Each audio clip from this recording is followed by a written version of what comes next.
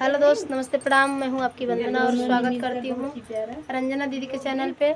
आप लोग से रिक्वेस्ट है कि दीदी के चैनल को ज़्यादा से ज़्यादा सपोर्ट करिए। हम लोग एक प्यारा सा गीत लेके आए हैं, कैसा लगेगा कमेंट में ज़रूर बताना और इनके चैनल को ज़्यादा से ज़्यादा सपोर्ट करना। अरे तोहरे से सुंदर बाटे मोर यार, तू का हमरे ओरिया ताकेला। अरे तोहरे से सुंदर बाटे मोर यार, तू का हमरे ओरिया ताकेला। हमरे यार के गोरा गोरा गलावा, हमरे यार के गोरा गोरा गलावा, तोहरे कारिकू पे हम ना लोभा, तो का हमरे ओरिया ताकेला। अरे तोहरे कारिकू पे हम ना लोभा, तू का हमरे ओरिया ताकेला।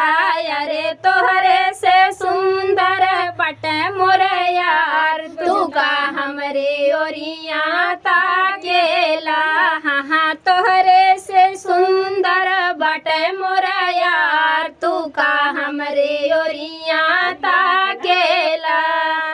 हमरे यार के बड़ी बड़ी अखियाँ, हमरे यार के बड़ी बड़ी अखियाँ, बड़ी बड़ी अखियाँ हो, बड़ी बड़ी अखियाँ, बड़ी बड़ी अखियाँ हो, बड़ी बड़ी अखियाँ। तोहरे कुछ कुचवा पे हम ना लोभा, तू का हमरे ओरिया ताकेला।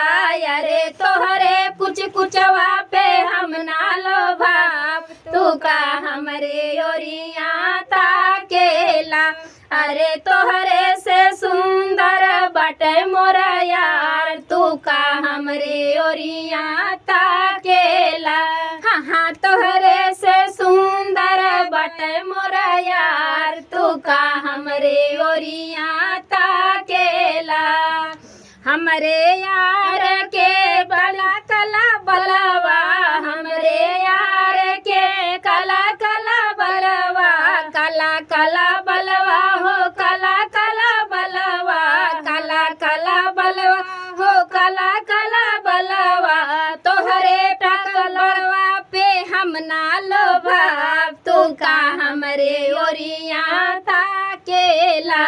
अरे तोहरे टकलवा पे हम ना लोभा, तू का हमरे ओरिया ताकेला। हाँ हाँ, तोहरे टकलवा पे हम ना लोभा, तू का हमरे ओरिया ताकेला। अरे तोहरे से सुंदर बटे मोर यार, तू का हमरे ओरिया ताकेला।